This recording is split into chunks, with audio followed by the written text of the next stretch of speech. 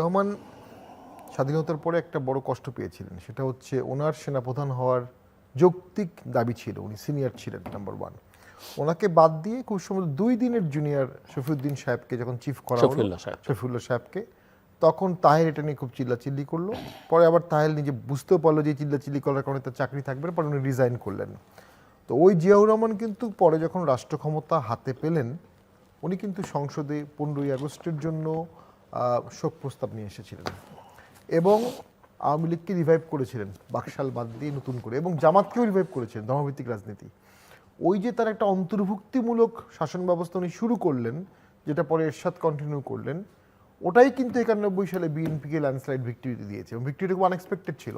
আপনার মনে আছে চিন্তা করেন আওয়ামী লীগ তখন সরকার গঠন করছিল, আওয়ামী লীগ সরকার গঠন করে ফেলেছে, পশ্চিমবঙ্গের পত্রিকায় শেখ হাসিনাকে বাংলাদেশের মুখ্যমন্ত্রী বলে দেওয়া হয়েছে, কিন্তু ভোটে গিয়ে বিএনপি জিতে গেল। কেন? ওই যে জিয়াউর রহমানের একটা উদার রাজনীতি, ওটা মানুষের মনে ছিল। প্লাস জিয়াউর রহমানের মৃত্যুটাও খুবই আনএক্সপেক্টেড ছিল, এবং মৃত্যুর পরে জানা যায় ব্যাপক লোক আসে, মানুষ একটা আশার আলো পেয়েছিল, হঠাৎ করে তাকে মেরে ফেলা হলো। তো সেই জন্য এখন এই মুহূর্তে এসে বিএনপি যখন হুঙ্কার দিয়েছে যে আমরা আন্দোলনে চলে যাব, এবং আমি কয়েক মাস আগে বলেছিলাম যে বিএনপি যেটা বলবে জোর দিয়ে সেটাই হবে, এর পিছনে এগুলো কারণ আছে। কারণ বিএনপি যখন আন্দোলন করবে, জামাত সেখানে অ্যাটাক করবে না, এটা বাস্তবসম্মত না। পুলিশ সেখানে গুলি করবে না, সরকার প্রশাসন সেখানে কোনো অতিরিক্ত শক্তি প্রয়োগ করবে না। জামাত সেখানে অ্যাটাক করবে না আপনি কিভাবে নিশ্চিত? আমার আপাত দৃষ্টিতে মাত্র কদিন আগে এই 17 বছরের যে ভিকটিম সাইকোলজি, এই সাইকোলজি থেকে এত দ্রুত ড্রিফট অ্যাপার্ট হওয়া যায় না।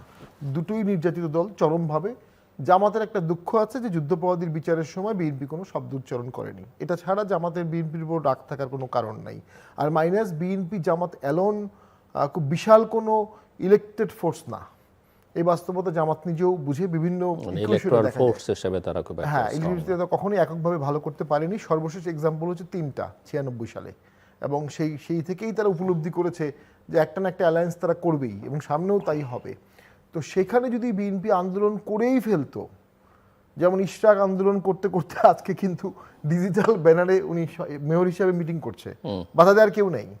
কিন্তু আপনি এটা আওয়ামী লীগের আমলে চিন্তা করে দেখেন, বিএনপির কেউ এরকম আন্দোলন করছে, বা অন্য আমলে বা বিএনপির আমলে আওয়ামী লীগের চিন্তা করে দেখেন, ওই যে বাধা দেওয়ার কেউ নাই, যে কারণে এই মিটিংটি অ্যাটলিস্ট বিএনপিকে প্রশমন করেছে। আরেকটা হচ্ছে মানে বিএনপি যে মোমেন্টামটা তৈরি করেছে সেটাকে ডিফিউজ করা গেছে।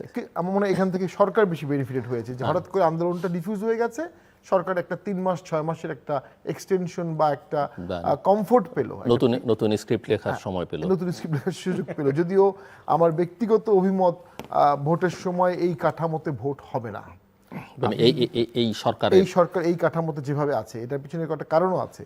একটা কারণ হচ্ছে কেয়ারটেকার গভর্নমেন্ট যদি কোনো কারণে চলে আসে, সংবিধানে আগেই বলে দেওয়া আছে কিভাবে কেয়ারটেকার গভর্নমেন্টের সময় রাষ্ট্র চলবে, ওটাকে ম্যান্ডেটরি হয়ে যাবে।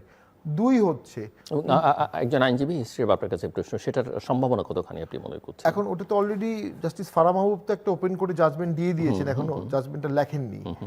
যখনই ওটা উনি লিখে ফেলবেন এবং এটার বিরুদ্ধে আপিল হবে না, বা অ্যাপিলেট ডিভিশনের একটা সিমিলার ইস্যু আছে, তখনই এটা ল ডিক্লেয়ার্ড অফ দ্য নেশন হয়ে যাবে। যখন ল ডিক্লেয়ার্ড হয়ে যাবে, এটা কিন্তু তখন ইমিডিয়েট ইফেক্ট চলে আসবে। তবে এই ধরনের জাজমেন্টে সাধারণত বলে দেওয়া হয় যে আমরা 3 মাসের মধ্যে কার্যকর চাচ্ছি, অথবা এতদিনের মধ্যে কার্যকর চাচ্ছি। ওটা একটা পলিটিক্যাল কম্প্রোমাইজ থাকবে ওখানে, ঠিক জুডিশিয়ারি একাই তো সব সমাধান করতে পারবে না। দেন যেটি ঘটবে, এই প্রেক্ষাপটে একটি ভোট হলো, সেখানে বিএনপি অনেকগুলো আসনে জিতলো, মারামারি হলো, কাটাকাটি হলো, একতরফা ভোট হলো। এটাতে আসলে ডক্টর ইউনূসের কী লাভ হবে? এই ভোটটা করে দিয়ে বিএনপির লাভ হবে? আমি তো মনে করি ডক্টর ইউনূসের কোনো লাভ হবে না। সো আমার মনে হচ্ছে ভোটের সময় ডক্টর ইউনূস হয়তোবা তার দায়িত্বে থাকবেন না, উনি তার আগেই কোনো একটা ইস্যুতে উনি চলে যাবেন, অথবা থাকবেন না, অথবা সবাই মিলে তাকে বিদায় করবেন, অথবা একটা বিব্রতকর পরিস্থিতি হতে পারে, যেটা আমরা খুব দুঃখজনক হবে। এটির কারণ হচ্ছে একটাই, ডক্টর ইউনূস স্যার সকল দলের ছিলেন, কিন্তু উনি শুধুমাত্র গুটি কয়েক ছাত্র দ্বারা অনেক বেশি প্রভাবিত ছিলেন ইনিশিয়ালি, প্রথম সমস্যা। দ্বিতীয় সমস্যা হচ্ছে অনেককে ডাকেন, উনি প্রায়ই ডাকেন, উনি যাদেরকে ডাকেন এটা ওই আওরঙ্গজেবের ফতোয়া পাশের মতো হয়ে গেছে। আওরঙ্গজেব যখন একটা ফতোয়া দিতেন, তখন তার ওই কাউন্সিল অফ ফতোয়াকে ডাকা হতো, আর তারা সবাই জানতো আওরঙ্গজেব কী বললে খুশি হবে ওইটাই বলে দিতেন, এবং তাদেরকেই ডাকা হতো।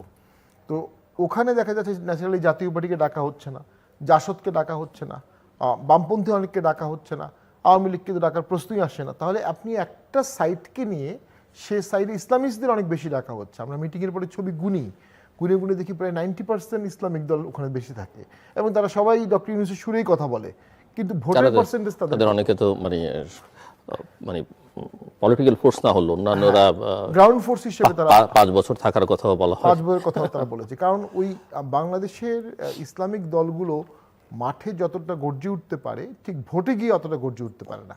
সে কারণে একটা বিনা ভোটের সরকার থাকলে যেখানে তাদের স্টেক থাকবে এটাতে তারা কমফোর্টেবল, কিন্তু দেশ এতে কমফোর্টেবল কিনা, বড় দলগুলো এতে কমফোর্টেবল কিনা, প্রশাসন এতে কমফোর্টেবল কিনা। প্রশাসন অন্তর্বর্তী সরকারকে কখনো সহযোগিতা করে না দীর্ঘদিন, পুলিশ এখনো দাঁড়াতে পারেনি, ট্রাফিক ব্যবস্থা কলাপস, নিউ জব ক্রিয়েশন হবে না, এফডিআই আসবে না, এবং সংস্কার এবং বিচার তো 10 মাসে একটা চার্জশিট হয়েছে, এটি হলো বিচার, আর বাকিগুলো চার্জশিটও হবে না। যেভাবে করে মামলা লেখা হয়েছে দেওয়া হয়েছে ওখানে কোনো প্রফেশনালিজম নাই। সংস্কারের মধ্যেও আপনি একটা অংশ 50% 60%কে নিয়েই কিন্তু সংস্কার করলেন, 40%কে আপনি সংস্কারে ডাকলেন না। কিন্তু সংস্কার করলেন কোথায়? সংস্কার তো করেননি, হয়নি। সংস্কারের রূপরেখা আলোচনা যেগুলো বা হয়েছে। প্রস্তাবগুলো করা হয়েছে এবং সেটার তো কোনোটার কোনো কার্যকর করার কোনো লক্ষণ তো এখন পর্যন্ত। এবং কার্যকর হবে কিভাবে? ওগুলো তো একটা পিস অফ পেপার, কোনো অর্ডিন্যান্স না, কোনো অ্যাক্ট অফ পার্লামেন্ট না। সামনের গভর্নমেন্ট যদি সেগুলোকে অ্যাডপ্ট করে এবং আইন হিসেবে পাশ করে, সংবিধান অ্যামেন্ডমেন্ট করে, তাহলে এই সংস্কারগুলো হবে। তো সেইখানে অনেক সময় নষ্ট করেছে এই সরকার, এবং সরকারের ধারণাই ছিল 2 বছর 5 বছর তারা ক্ষমতায় থাকবে, সে কারণে এই বিষয়গুলোতে ডিলে করেছে এবং ব্যাপক জনমত তৈরি করা হয়নি এই সংস্কারের পক্ষে। যে উপজেলায় আমার মনে আছে 91 সালে কিন্তু আমার ভোট আমি দিব, কত ধরনের প্রোপাগান্ডা ছিল, ঢোল বাজানো হতো, পোস্টার লাগানো হতো, নাটিকা করা হতো।